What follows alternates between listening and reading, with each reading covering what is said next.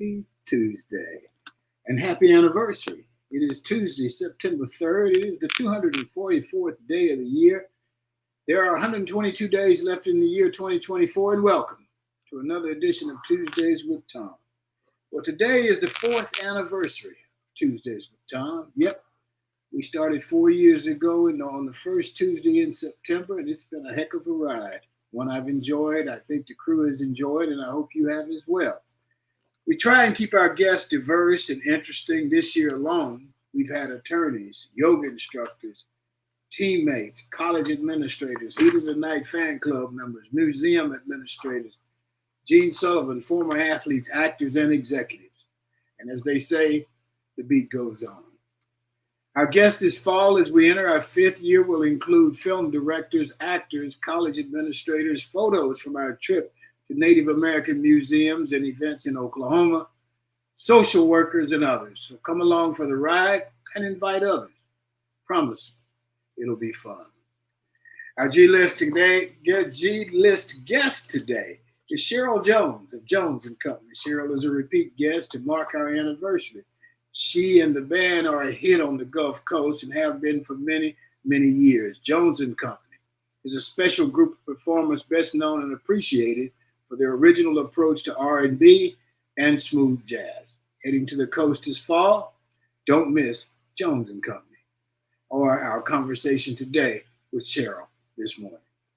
Our show today, of course, is sponsored by the Best Girl Consulting Firm, so let's hear from Best Girl. Best Girl is a consulting firm that provides customized leadership, access and inclusion, public relations, communications, and organizational consulting services.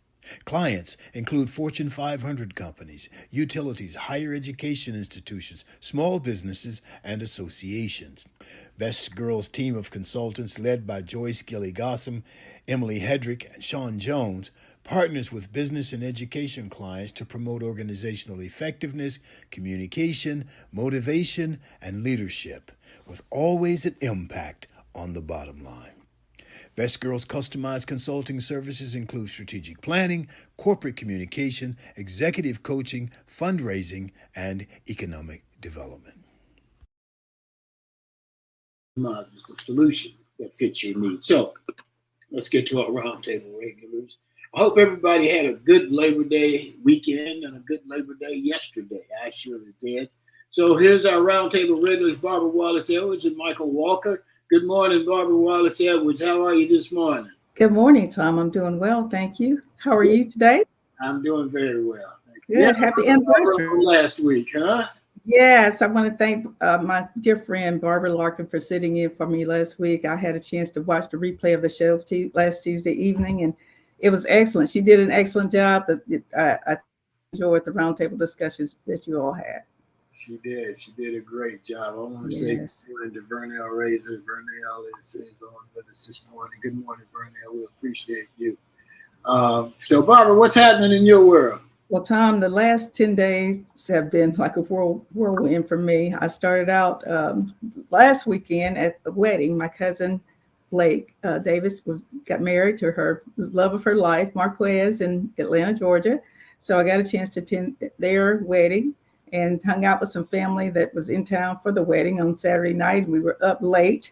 And then Sunday and Monday, I have several great nephews over in the Atlanta area, but there's two that were at the house where I was staying, the 2-year-old and a 4-year-old. And I think they mistook me for their playmate. They had me jumping on trampolines, running races, playing hide and go seek, playing basketball. And, I would try to rest. I was, the 2-year-old especially, very bossy. He's very assertive at his young age. And he was grabbing my hands like, let's, swing, good. Let's sit in the swing. And I sit in the swing. He's like, not high enough. And I'm like, what do you want?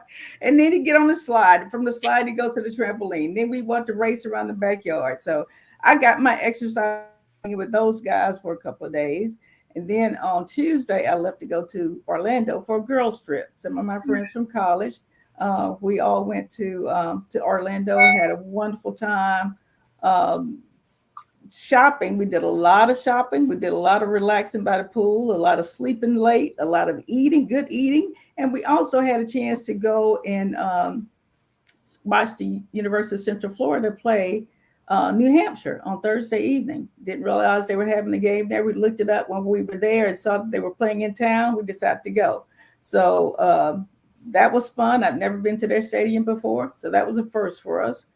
Came back and went back to Atlanta Saturday night. Caught the very end of the Auburn football game, and then Sunday and yesterday hung out with more family and friends. And so I had a marvelous weekend, marvelous week. I can't say enough good things about it. Now you talk about your girlfriends, you talk about your nephews or whatever. Were there any guys around? And family. Okay. Lots of family members that were males. Yes. It wasn't a guys' trip.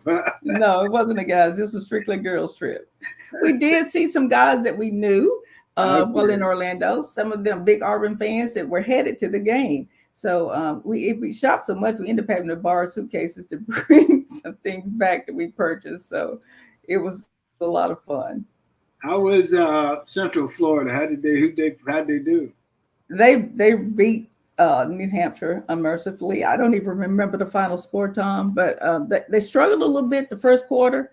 I was a little bit concerned that Gus looked like the old Gus from Auburn days, but I think TJ Jefferson, who's the quarterback there, finally got it together. I think he transferred from Arkansas, if I'm not mistaken, to Central Florida. And so he finally got it together, and I think they sort of wore New Hampshire's defense down too, but they came out winning pretty big. I think I saw where that guy who was at Auburn, TJ Finley. He's at Kentucky. Western Kentucky. Western Kentucky. Okay. I think they played Alabama this past weekend, and they didn't fare very well either. Wow. Yeah. I don't know.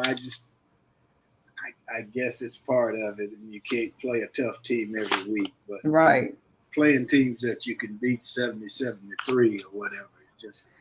I guess it's good practice, huh? Not really a game, right? Must be practice. So you get a chance to play a lot of young players. I heard Coach Free say that he got a chance to play a lot of young players who probably wouldn't have had a chance to go into the game had they been playing a top 10 team or something. So they got a chance to look at some players that may not have had a chance to go into the game otherwise. I think the second string quarterback and several of the second string offensive players did it. Who is the second string quarterback? Hank Brown is the second string quarterback. Who? Hank Brown. Okay. Yeah. Don't know him. Don't know of him. He's rather new on the scene. Okay. All right. Well, let's get Michael on and see what he's got. Good morning, Michael Walker. How are you? Good morning, TJ. Good morning, Barbara. I'm doing well. I hope the two of you are doing great this morning. So do you know of Hank Brown? Yes, Hank Brown, if my memory serves me correctly, went to school in Tennessee, went to an academy, a private school in the Nashville area. He had originally accepted a scholarship offer to go to Liberty before Hugh Freeze left Liberty and came to Auburn.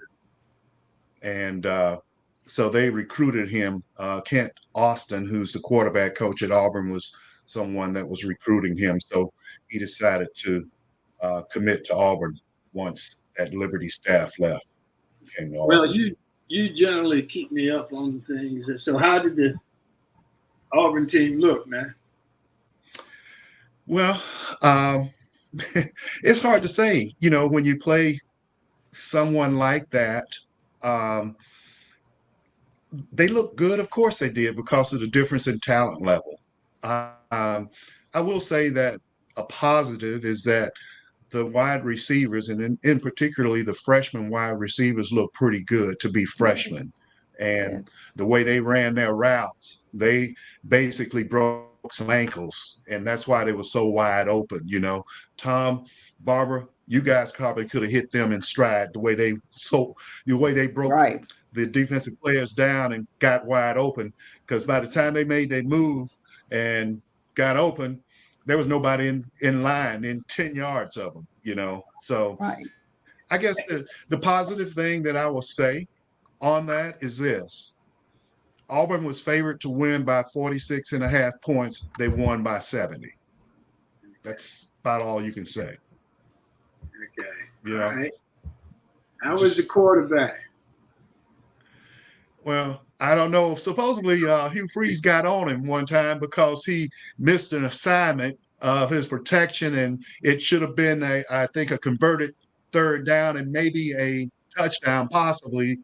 And he missed the guy, and so Hughes got on, and the camera was on him and stuff, and Hugh Freeze made a comment that he wished the cameras weren't on him all the time, but that, you know, later on in the schedule, Peyton Thorne can't afford to miss those type of assignments. And, he knows that he will be ready and he can do it, but that was an opportunity, I guess, as a teachable moment from his perspective.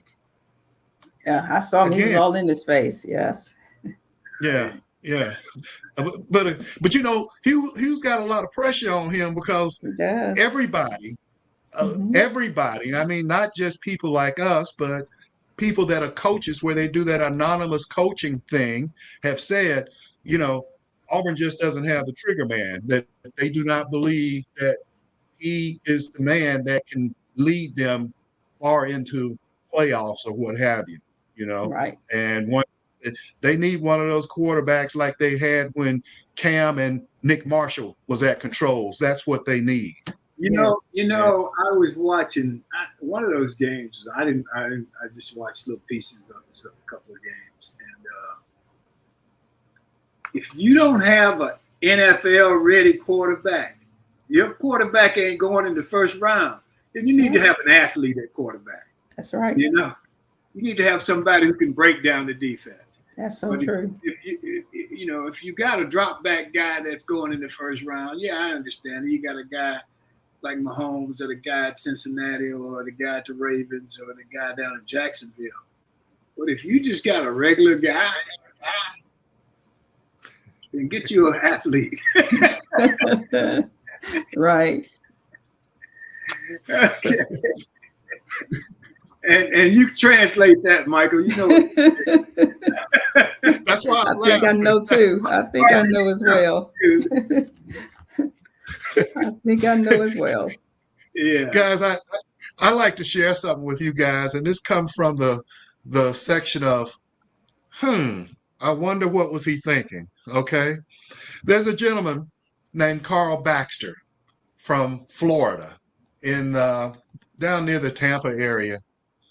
He is a diehard Black Trump supporter, and he is now filing a lawsuit against one of the organizations that he's been working for on behalf of Trump and canvassing, going door to door, and talking about the platform and their policies. But the reason why he's having a problem is that after being on a job for 2 weeks, he's found out that he was being underpaid compared to his colleagues and wasn't being reimbursed for his mileage like everybody else was. And so he called and complained to his supervisor, who happened to be a white female. And according to his lawsuit, she referred to him as a slave. And what he said was that she said, I know you are doing the work, and I can see the doors that you are hitting on my iPad on my side. At least you're working as a slave, sarcastically. But at least you are getting paid. Many slaves today do get paid. Many used to never get paid. Are you a slave? That's what you say, Tom? What you say, Michael? That's what's here. I'm not making this up. Wow. And filed a federal lawsuit against them. And when he called another higher up, he was terminated. And it's been 2 months, and he has not received his pay or gotten his reimbursement or whatever. And he is now being mocked online by other African Americans. One person said that they hope he loses and he needs to sit and wallow in his stupidity. Why would you go join a organization, Magna, which has already demonstrated their lack of support for minorities and then get mad when they treat you the way they treat you. Exactly. So he's being ridiculed for Why is that. he even surprised? Where is he? Where is he? He's from the Florida area. He's being represented by a law firm out of the Tampa area, and that's where he's working. Supposedly, he was the chairman of he was chairman of the Republican Club of North and East Fort Myers, Florida. So he was getting paid by that organization? Is that who he was working for? Or he was doing a totally separate job? He was doing a totally separate job. It was the Americans for Prosperity. It's a right-wing nonprofit organization that hired him, the Americans for Prosperity. And so he's supposed to be getting $20 an hour and reimbursement, and this is what happened. So, well, see, he didn't understand. He was doing the black job. The other people were doing other jobs. So that's why the pay was different, maybe. The black job pay may be a little bit less than everybody else's. That's crazy. He was often seen photographed at Trump rallies and what have you with a MAGA hat on and stuff. And many times the only person there of color at one of those MAGA type rallies. But anyway, I found that to be very interesting. It is interesting. I just don't know. Remember when Arsenio Hall used to come on and he said, it make you want to go, that's how I feel. Yes. Yeah. Absolutely. Yeah. Hopefully he'll get it figured out. I hope so. I don't know what to say. That's kind of speechless, aren't you, Tom? yeah, I find that he's stupid and they're stupid. So right. Stupid is as stupid does. Absolutely. You can't separate yourself from it. That's right. That's right. Okay. You got anything else, Michael? Well, one thing I think we need to at least touch on is our alma mater and our coach, Bruce Pearl. He's kind of enlightened a firestorm here with some of his comments that he's made on social media, on Twitter, about the political race and what have you. And, I think what started it was the fact that when the Democrats decided that Joe Biden wasn't capable in continuing on, and they made a change, and Kamala Harris became the nominee, Bruce Pearl went on Twitter and said, "So much for free and fair elections, saving our country and preserving freedom and democracy. Joe Biden couldn't win, so they made a pitching change. Joe Biden said only if he heard from God would he quit. Well, he heard from the same people who in 2020 relieved Bernie Sanders." And so that kind of got the firestorm started, with this. And how does he know he didn't hear from God? Exactly. How does he know he didn't hear from God? Right. How does he know? Yeah. Go ahead. Yeah. Well, I don't know. And there were some other places where he made a comment about Trump was willing to take a bullet for the country and stuff. And, so he's been very open about where he is on this. And he's been interviewed several places and what have you.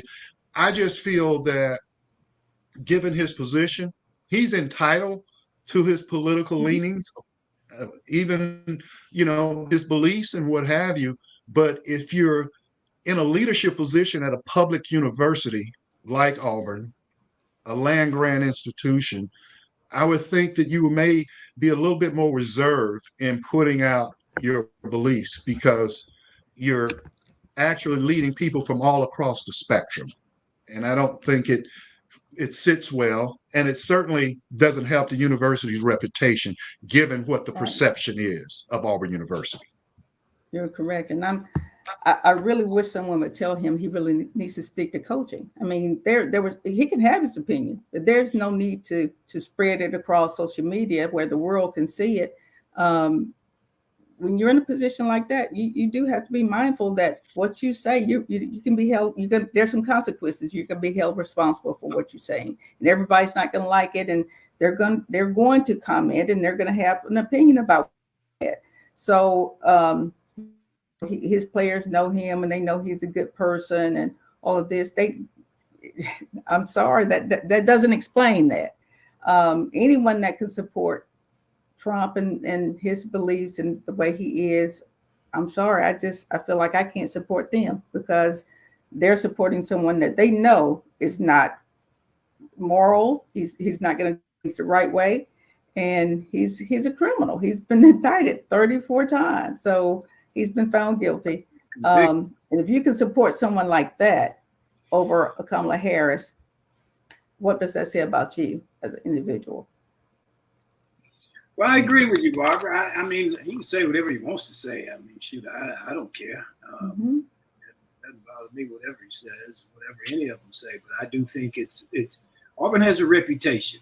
Right. It's not a positive reputation in many circles that I know of. Right. And that doesn't help it because Trump's a racist, and it makes it sound racist. Yes. And if anybody wants to get pissed off at me for saying that, they can get pissed off at me for saying that. I do know that there have been discussions about this on campus at some of the higher levels. Yeah. I just don't think it does anybody any good.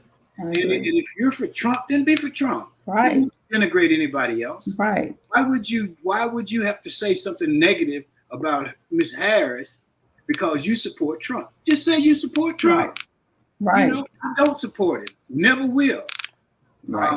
So I don't understand that. And I saw some stuff about somebody said the black kids shouldn't go play for him and all that. Well, I don't know. That's not for me to call. Right. But I do know that the man he's supporting is a racist. And why would you support a racist, especially when you're in the position you're in? Yes. My thoughts. Yeah.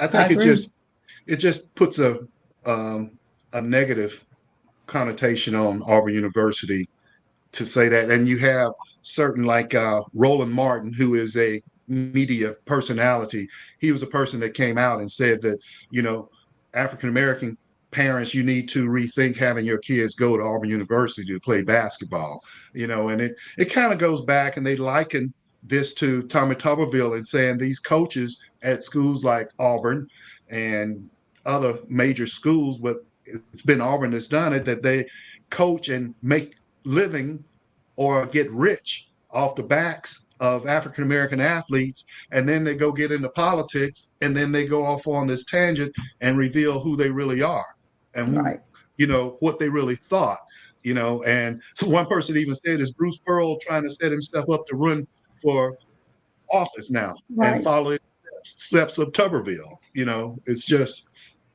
I read one article, Michael, where this news person said that they actually asked him that question at the SEC Media Days, if he was interested in politics, might follow in Tuberville's footsteps someday in politics. And he said he only wanted to discuss basketball.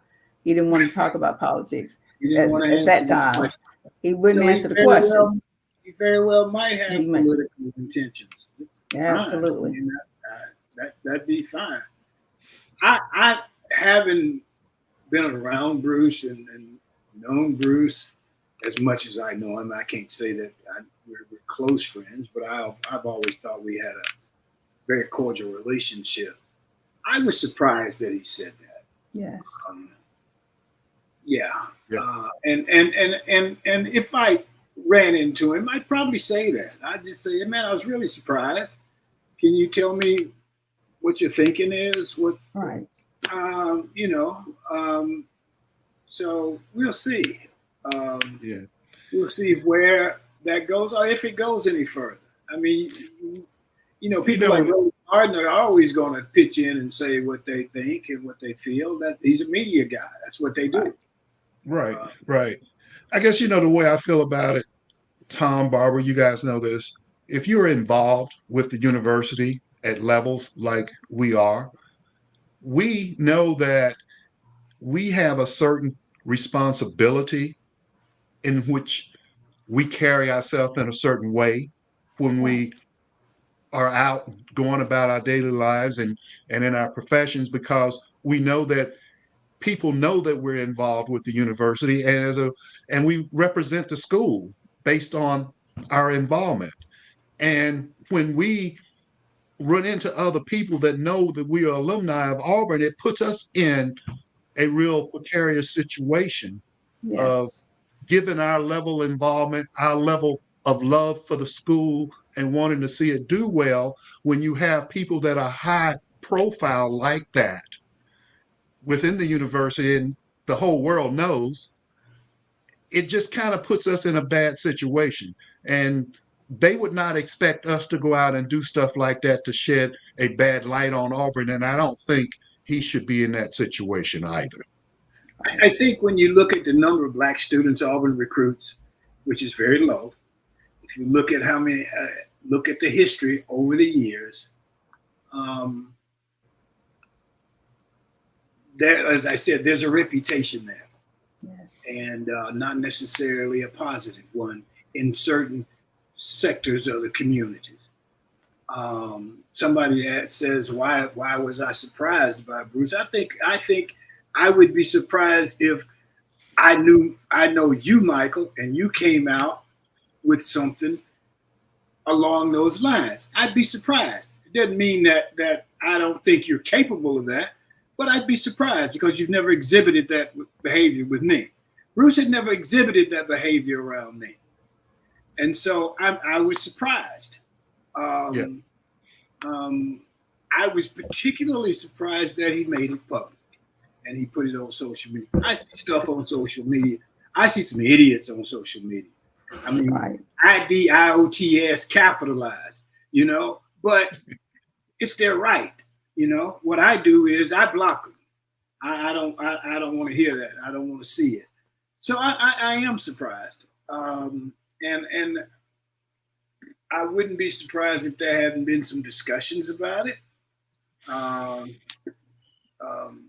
and we'll see if where it goes from here. Yeah. Yeah. Sure. I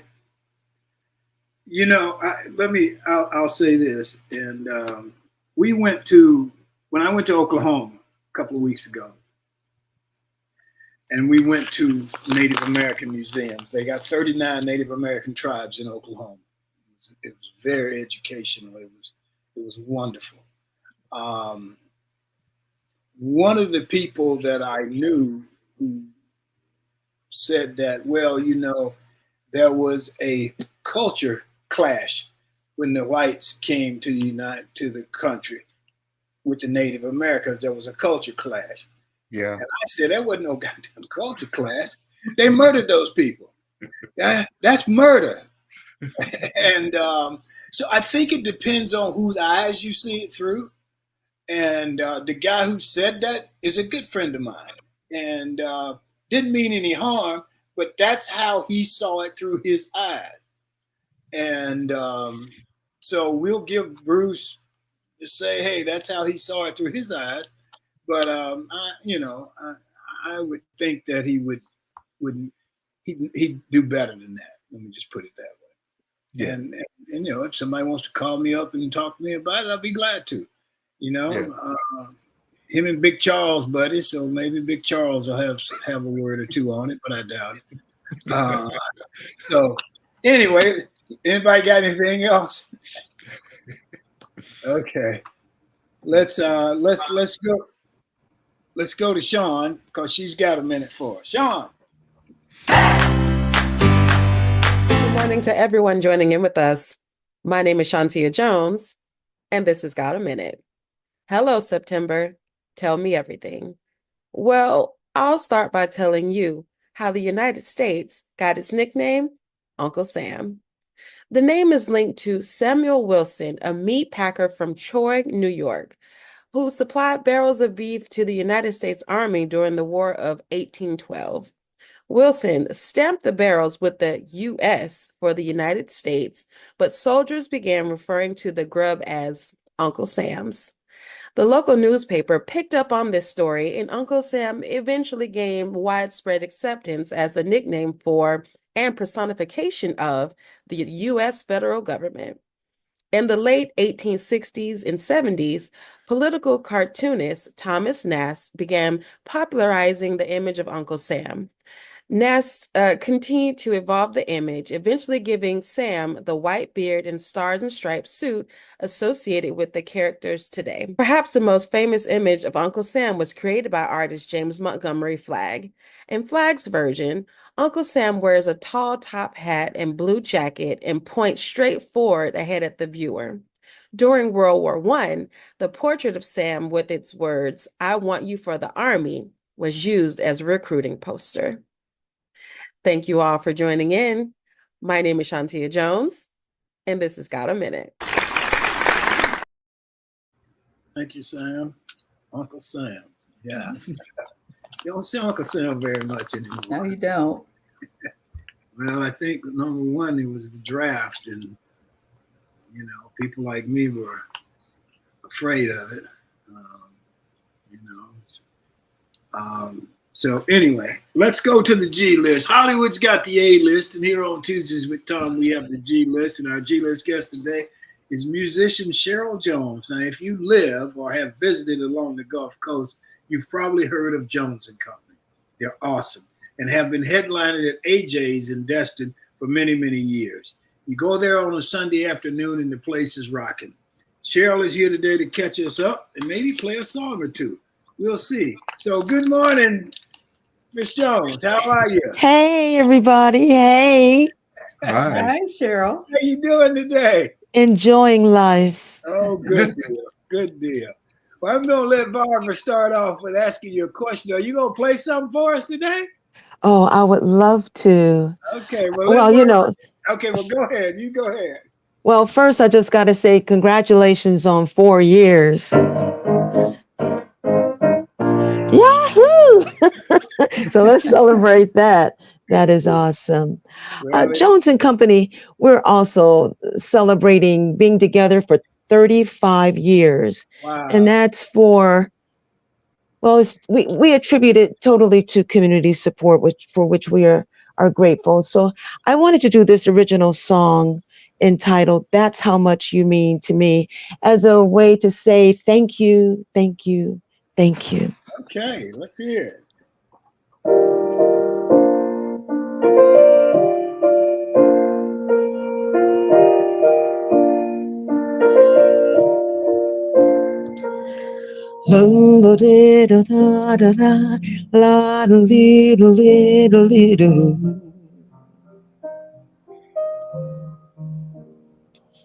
Aladdin comes alive and he says, "Dream beyond the sky."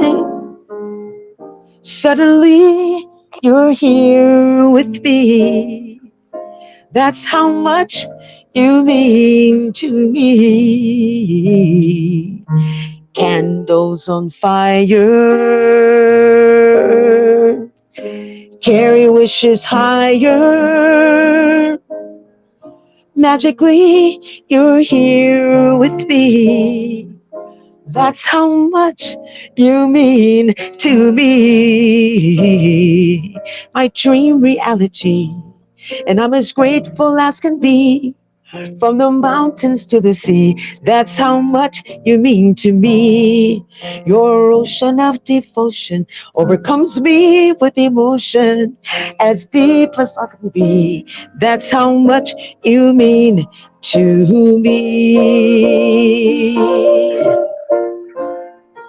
Yes,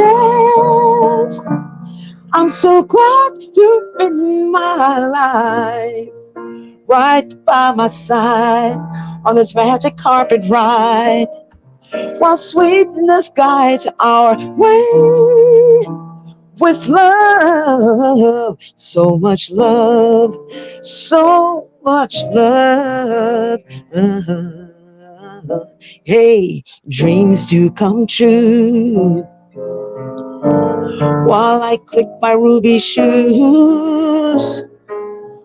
Here is where I want to be, 'cause you mean that much to me. You're my dream reality, and I'm as grateful as can be. From the mountains to the sea, that's how much you mean to me.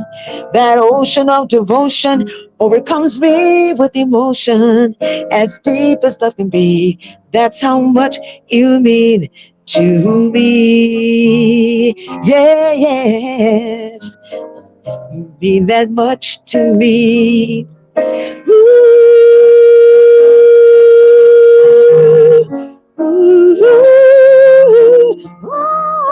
More than words can say, more than words can say, more than words can say. La la la la la, a doom doom a doom, chaka doom boom boom, chaka doom da da da, la da da da, chaka doom doom be, oh. Na, oh, that's how much you mean. That's how much you mean to me. Yes, you mean that much to me. All right. Beautiful. Oh, you're sweet. Thank you. Thank you. I love it. Barbara? Yes, Cheryl, thank you so much for joining us, and congratulations on your group, Jones and Company, being 35 years. That's 35 amazing. years. That's That wonderful. is amazing. Well, I would like to know, how did you get your start in music? At what age, and what was your inspiration? Who inspired you to become a musician and get involved in music? I grew up in a very musical home. Mom, dad singing, and on Sundays we would get together and just jam. Someone would start singing, someone would start clinking a plate. There is a rhythm, and then we would all join in. And that has stayed with me forever. I'm grateful for those Sundays at AJ's because it's reminiscent of those times as a child, getting to jam with everyone coming out and having a good time. The way that I teach music draws from I how I was taught. Jam, be free with it, keep it fun.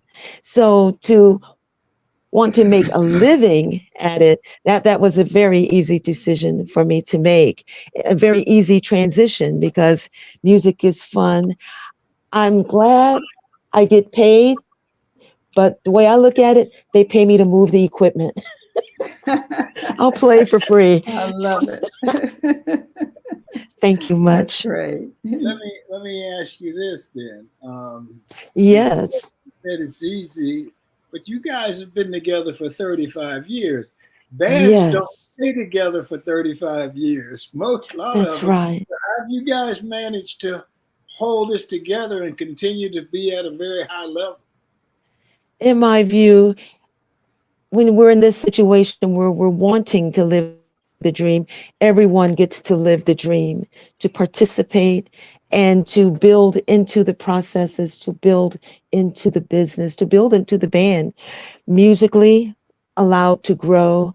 And we have a good time with each other. And I'm grateful for the support. So, yeah, a great communication, a great understanding of what the goal is. Let's live this dream. Let's keep it fun. Does your son still play with you guys? He is Ellis Jones. He performs with us. Absolutely. And coincidentally, he's 35 years old. So it's your son and your husband and you and Yes. a couple of other people, I Brent, think. yes, Brent Purcell on drums. He composed the Going Coastal theme, our drummer. And so he did that.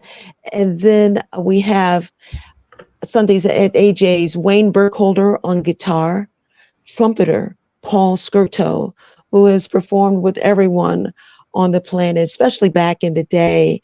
Aretha Franklin, Ben Vereen, Michael Jackson. And we have on saxophone, John Link.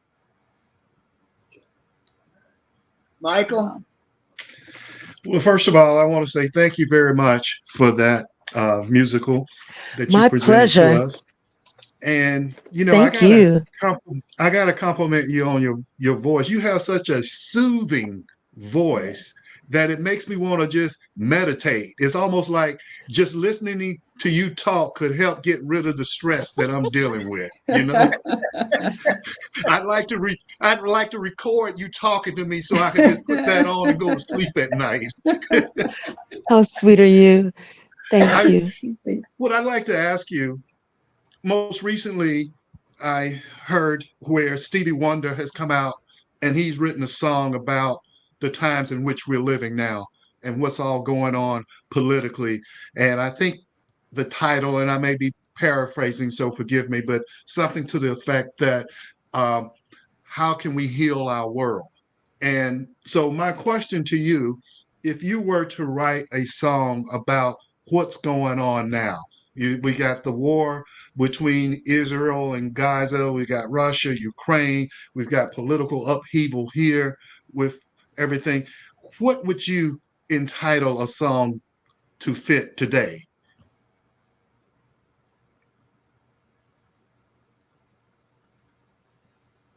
The spectrum of compassion, the joy of respect. I feel that if we could be compassionate with each other, that will work a long ways towards us really realizing how much we are the same rather than being so different. In my personal view, I feel that respect should be a given. It doesn't have to be earned, that it's a given to honor life itself for being the beautiful life that we've been given and that we can take care of this life. And at sometimes we might need to help take care of each other. There's a lot of healing that could be found in that.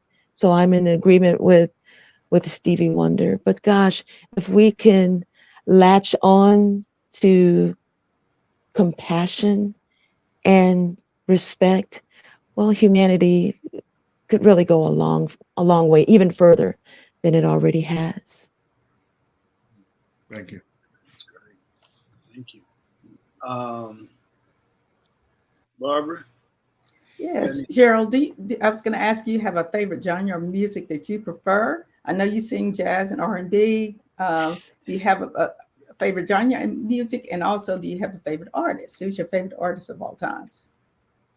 Wow, thank you very much. Well, so many artists have inspired me as a child. Nancy Wilson, I could listen to her voice. Barbara Streisand, I could listen to her voice. I consider myself a jazz musician because of what I do to music, what I tend to do to it in terms of enhancing rhythms, enhancing harmonies, and things like that. But I love all styles of music with my upbringing, with what my parents taught me. I'm into world music. And with this global village that we have with the internet, in many ways, music globally is starting to sound the same, but you can still pick up on unique cultural pockets with different rhythms of Turkey, different rhythms of downtown Detroit, New Orleans, South America. I'm loving it. I'm loving these musical times that we're in. So I'm always inspired. That's great. Thank you. Michael? I want to know how did you learn to write music? Was it just a natural thing or were you self-taught or how did you learn to just sit down and compose and write music? Music is within me constantly, and I've learned to pay attention to it. So I will sing along with the birds. I will if I'm at a light and it's taking a red light, and it's taking a little bit of time to change, I'm going to just come up with something. It could be someone blowing a horn, and I'll just kind of create some music from that. Beep, beep, doom, doom, doom, doom, beep, beep, doom, and it just kind of kills the time. I know when I teach music, I say, yes, you can draw from melodies, you can draw from chord progressions, but really start with the message of what you want to say and then take it from there. Yes. Cheryl, you say when you teach music, I want the people to know. I know that you've got your doctorate in music at a higher level, and I remember when you and my wife were going to school. I guess I was going to say together, but I guess so. Yeah. So She's my dissertation buddy. yeah, yeah. I'll just say that I remember once she was taking statistics, and she was having a rough time, and I just stuck my head in there, and Me too. I said, "Baby, ain't nothing I can do with that. I can do to help you." So I wish you well. Yes. I mean, we're studying these deep concepts. Yes. Joyce with leadership, and then I studying high stakes standardized testing, and but its impact on artistic teaching styles and scientific teaching styles. But so each of us, we could find a way to get on our own soapbox. And then all of a sudden, the university says, yeah, you have to quantify all of this information and relate it to human beings. And they've got apps for that. I mean, they got formulas for that we had to learn. But for me, and I'll speak about myself, where I had to kind of turn my brain towards, oh, I have to really look at these issues and place numbers to them and look at the variables and so it was very interesting times, but I've learned the value. So what's next for Jones and Company? What do you guys got on the horizon? We are working, performing so much these days, and we're grateful for that. So we certainly like to keep that going. For me, that's one way to remain relevant, especially in our community down here, where folks are coming from everywhere. And so we want to be able to say, hey, here we are, come share your time, your vacation with us. And certainly the locals, they've done that as well. So we like to keep our performance schedule strong. If I may, with my shameless plugs, every Sunday at AJ's 4 to 8, every Friday night at Bric-a-Brac in Destin from 7 till 10. We're in Defuniak Springs, where the fun begins. I just came up with that. But yeah, it's a good time in Defuniak at a place called La Rumba. We're there every Saturday from 6 until 9. Every Wednesday, Jones and Company performs out 30A at a place called Stinky's Bait Shack, a fun venue. Every Thursday, I perform with the musical group Outro at Stinky's. And so it's different musical situations, different, each venue offers something unique. We're going to be recording in the future to celebrate these 35 years. And we're grateful for the community's support. You guys, you're from Detroit, is that correct? Woo-hoo! Okay. How'd you guys migrate to the South, to the Oh, wow. Gulf Coast? Yes. Back in 1982, I had a distant cousin that lived in Shalimar, Florida.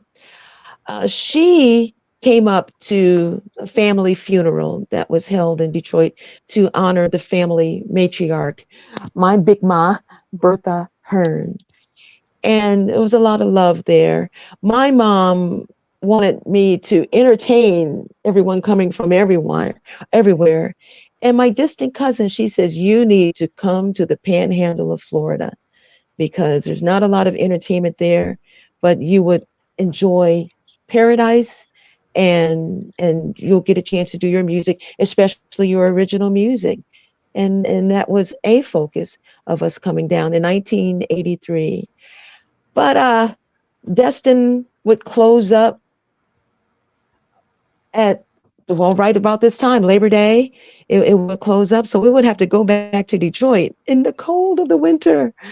But there would be, Harbor Docks was a place that would have us come back to perform. And we've been able to come back. And to make this long story short, in 1988, we were able to stay and to be here because snowbirds, tourist season, we got a McDonald's in Destin. So there was some stability here to support the tourist world. Sounds good. Michael, Barbara, So we could stay. Yeah. Cheryl, you talked about your family getting together and having these sessions where you just talk, did music together. Are any of the other family members making a career in music? No, everyone is doing well. But my sister, I'm 9 years older than my sister, Chris, and she writes music, she sings, and right now she started playing in church, her husband's church. He's a pastor there. And so she's doing that. And the family, we love her music, her original music. That's great. And then I got nieces and nephews that perform, and they dance and they sing, and it's great. I'm the only one that says, okay, I'm going to go out and live my dream and make a living at it. Right. But when we get together at Christmas time, we've got the best 12 days of Christmas ever. I bet that's a lot of fun. Yeah, great version. Yeah, and I know you all have had recordings. If our viewers are interested in purchasing your music, where should they go to find it? Yes, AJ's has a gift shop, so our music is available there all the time. And then wherever we perform. So we've got some concerts coming up. Saturday, October 12th, will be at the Funiac Springs at the Chautauqua Harvest Festival at the winery there. And then Saturday, October 26th, Jones and Company opens the Maddie Kelly Arts Foundation Arts Festival. Okay. And our performance begins there at 10 a.m. That's great. Great. Thank you. Michael? So you folks can purchase the music then. Okay, great. Dr. Jones, I'd like to ask you,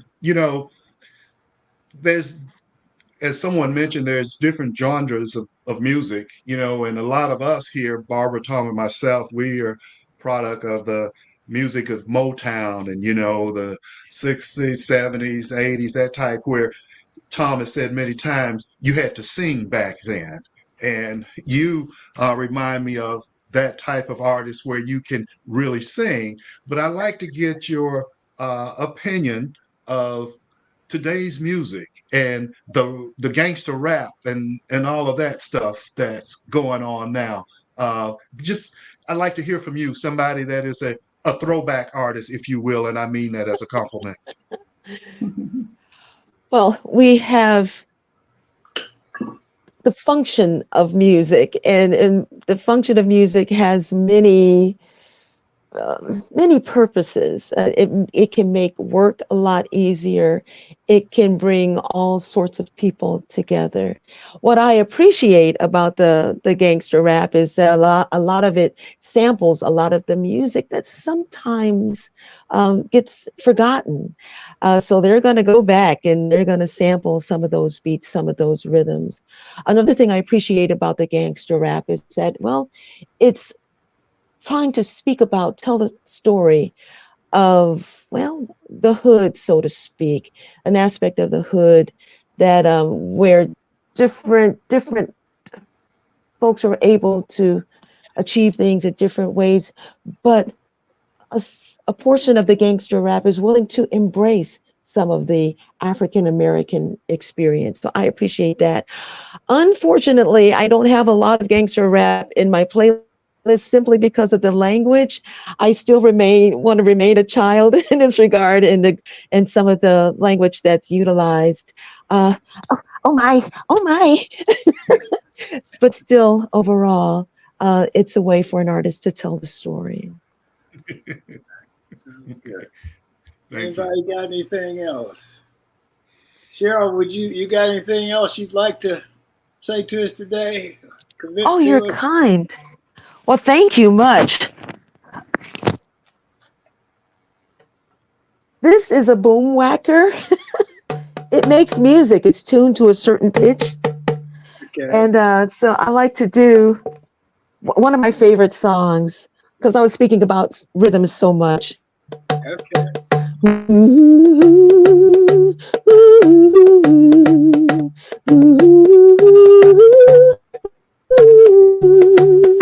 You are my sunshine, my only sunshine. You make me happy. If skies are gray, you never know, dear, how much I love you. Please don't take my sunshine away. Ooh,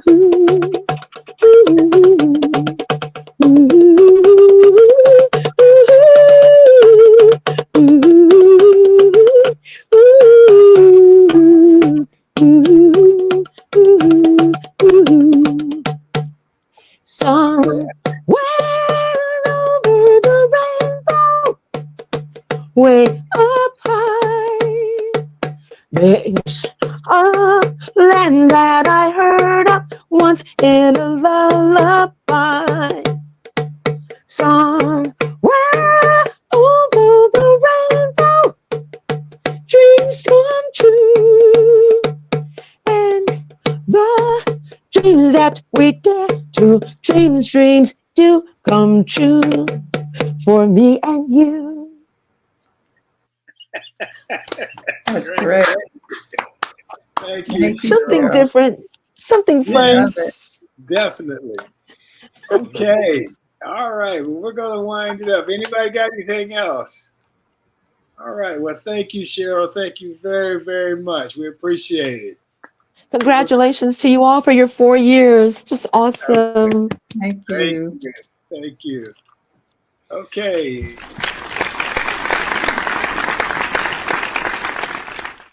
All right. My closing comment for today, or as I see it, this week I go back to high school.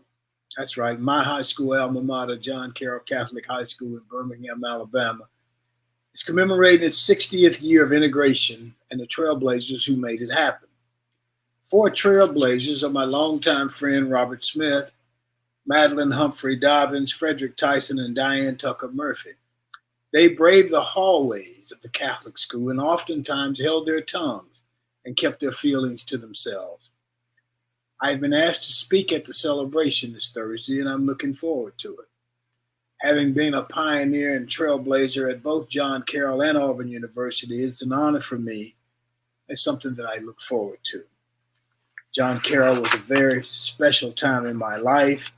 I thank the trailblazers for leading the way for those of us who followed. In a lot of ways, they made us possible.